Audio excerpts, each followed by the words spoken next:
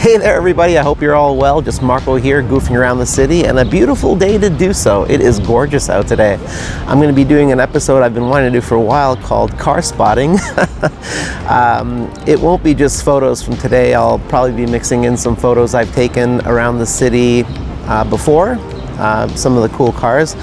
And actually earlier when I was just setting up the tripod here, there was a Aston Martin DB9 going by, of course. Anyway, yeah, hopefully we get something cool, and I'll catch you a little later. I'm reinventing myself. I'm me and nobody else. Ooh, I can't help but smile.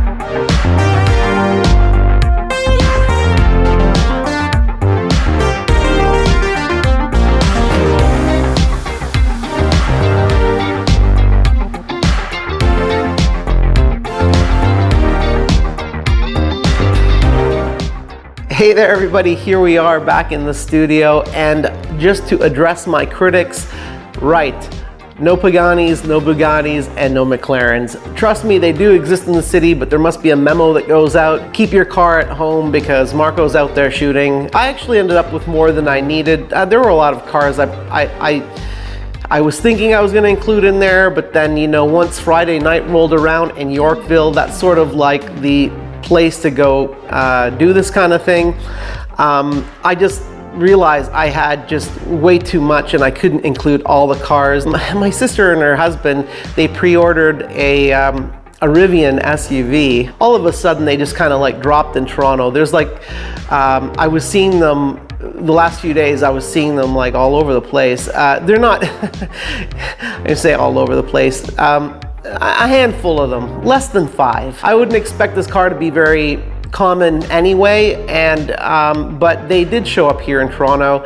My sister and her husband took delivery of theirs a few weeks ago, and the family, of course, very excited. But there are some other vehicles, electric vehicles, like the Lucid Air. We do have a dealership now, Lucid dealerships. I'll throw up a shot of Marmar helping me out with this. There was a, I just took this with my phone. This was just across the street from here. Those vehicles, they do exist. The Paganis, the Bugattis, and the McLarens, they're around in the city. My girlfriend's neighborhood, actually, Willowdale, will be sitting at breakfast from her 9th floor window looking down, and we'll see cars like, actually there was this powder blue Huracan that goes by. Actually, from her bedroom window, I got this shot with my iPhone of a Pagani Huayra. A lot of McLarens in her neighborhood, some that even park in her building. Unfortunately, none for this video.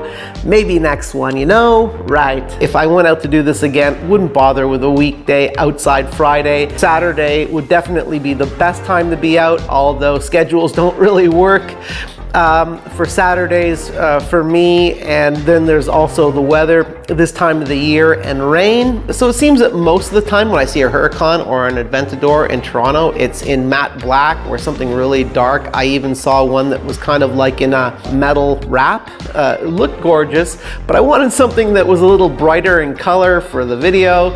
Kind of like that powder blue Huracan in my girlfriend's neighborhood. So when I saw that Aventador in that beautiful orange color, I was pretty happy about that.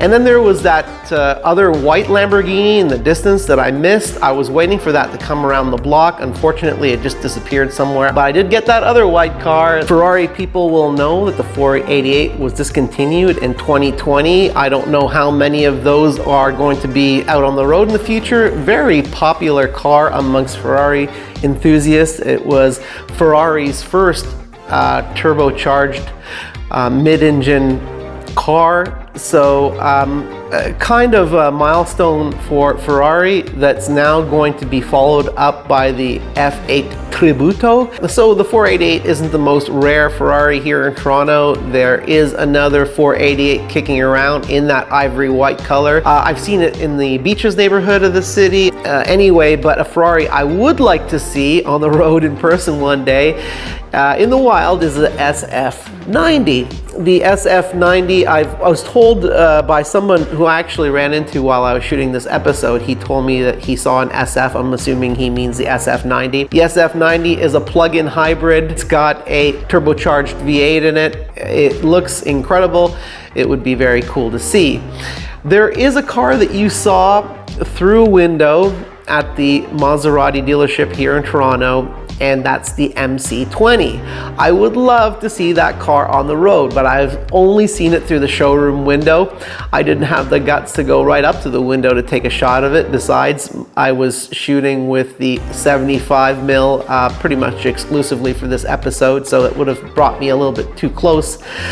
So shooting from across the street was all I could do. I'm not like a huge Maserati guy. Sort of my view on Maseratis. Don't hate me if you drive a Maserati, but it's always been sort of like the same headaches and the same price for half the prestige kind of thing. Like, might as well just buy a Ferrari, you know what I'm saying? Maseratis certainly don't have the resale value that Ferraris do. So typically when someone is in that budget to buy a car, like say the MC20, they would rather just buy a used Ferrari. A lot easier to unload. They'll still make back most of their money, as opposed to a Maserati that basically loses thousands of dollars off the lot no matter what. But the MC20 is a gorgeous car. So personally, I would love to see the Lotus Emira on the road. That's Lotus's follow-up to the Evora. The Emira is a gorgeous car. Saw it last year at the Toronto Auto Show. Gentry Lane, the Lotus dealership here in Toronto, they have taken orders on the car. There are some of them in the city from what I've heard. I have yet to see them in the wild.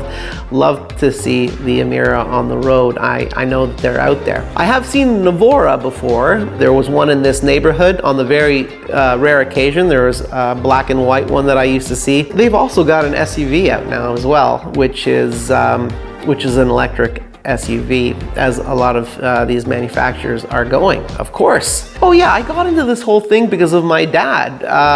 And I mean, as a kid growing up, like every other kid, when, you know, I had the Lamborghini posters and things like that. But my dad was a real car guy, is a real car guy. We used to restore old American muscle cars together. Then we got into old Mercedes together, working on those. As of late, I've got kind of into like tuner cars, and you know, from here on, it's just exotics, because you guys are gonna start buying stuff through my Amazon affiliate link, so it'll all be courtesy of you guys and those Amazon affiliate links.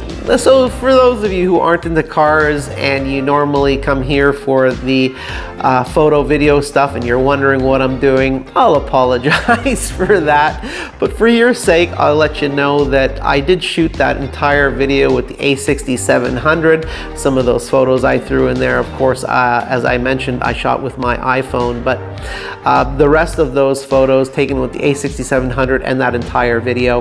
The a6700 and the Viltrox 75mm F1.2, which I find is fantastic for this kind of shooting, because not only does it give you the reach, being an APS-C camera with a 75, that gives you 120mm focal length, which is great when you're shooting from a distance, as you often are with these vehicles. And if you need faster shutter speeds, you've got the that large aperture to work with.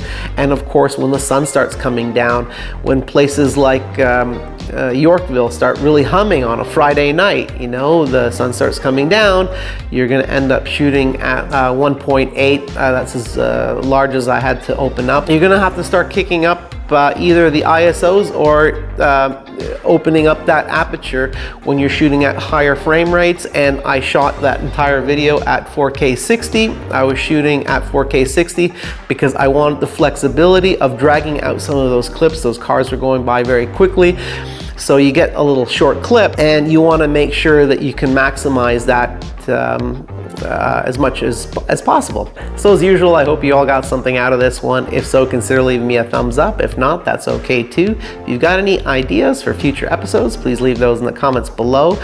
Also, if you're into this whole car thing and you'd like to see more of that in the future, leave that in the comments below as well. I know a lot of you that come here, most of you, there's only a very small percentage of you that are subscribed. I would very much appreciate that. I'm doing my best to grow the channel. I'd really like to put more time into this stuff. So until next time, keep working to make your chosen idea a reality. Peace.